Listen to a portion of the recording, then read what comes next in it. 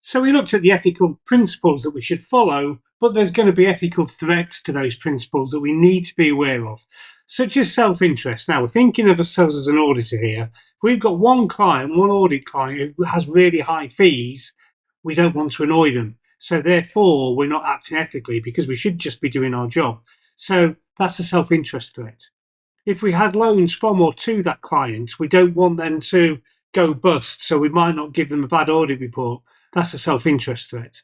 Having business with the client, having concerns over losing the client, all these things that make us act without integrity, without objectivity, they're all coming from the fact that we've got this self-interest threat. So the idea here is that you must be aware of these self-interest threats and then safeguard yourself against it, which we'll look at later. Another threat is self-review. So you design a system, then for some reason you have to review it. So if it's your audit client, you help them with the financial reporting system. You might not then want to say, well, this is actually rubbish. Maybe an audit team member used to work for the client, and so therefore the audit team member thinks, yeah, I know all that's fine, so I'm not going to audit it correctly. Or being involved in any business decision on behalf of the client always opens you up a little bit for self-review. Advocacy is another thing you need to try and avoid because it's an ethical threat, such as when you're promoting the client's shares to somebody. So all of a sudden you're speaking on their behalf and you want to look good in the future, so therefore you might not audit them properly. Acting on the client's behalf legally or commenting publicly on future events which you actually don't know, but you're seen to be acting in their favour.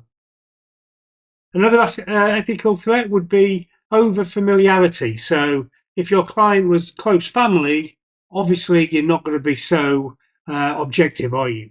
If you've got a long association with the client, so too long with one client, same thing applies. Accepting gifts, same thing applies. Finally, intimidation. That could be physical intimidation, but could be for an employee, threat of dismissal. If you're an auditor, threat of them getting rid of you. Dominant personalities who try to show how things should be presented in the accounts. Legal threats that if you don't change your opinion on something, they're going to sue you. Or they say to you that, look, we want this job done really quick, really cheap. That's all intimidation and stops you acting with professional due care.